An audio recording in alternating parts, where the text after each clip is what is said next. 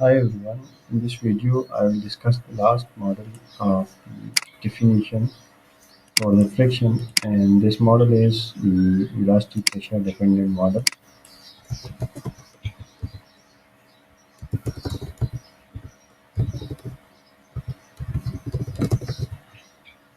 Right, we have mu slow, mu fast, A, that is nominal contact area, and delta nu pressure parameter from the experimental data and all these parameters. And for the definition of this model, um, sorry, for velocity pressure definition function, let's say I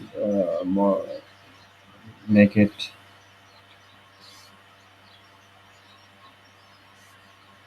like this, 0.12, and this is 0.18. For example, is 100, delta nu is 0.34, 35, and alpha is uh, 10, for example, so let's say 0, and make a transition rate is 0.16. The 16% transition rate is present in this model.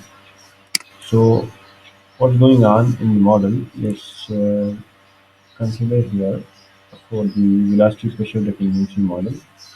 Um, you can look at the behavior here that we have um, a friction tag and coefficient friction, etc. for our model.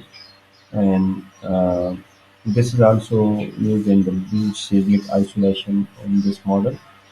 And these parameters, this can be used if we have contact area. In other friction models, we don't have any contact area, but here we have contact area, and we can take advantage from it if we have sections and we want to define the bearings and the open seas.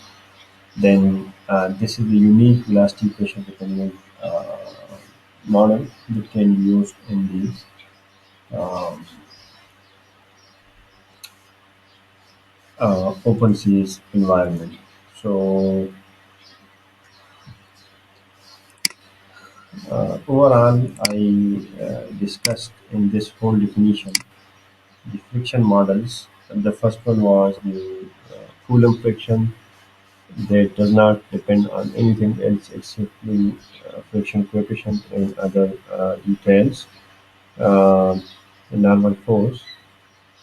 And after that, I discussed the velocity dependent multilinear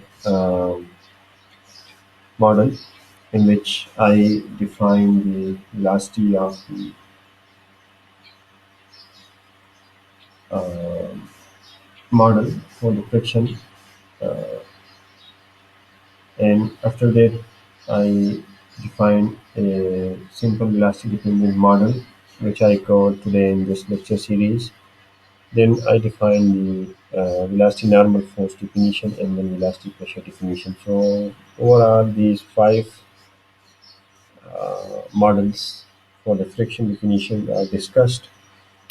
And in future, if I'm discussing the overall modeling and the OpenSeas, it will be very beneficial for you because I try to merge them both, and by merging them, it was very easy to grasp the concept on these friction model. So just in case if you have any confusion, um, you can put comments under the video.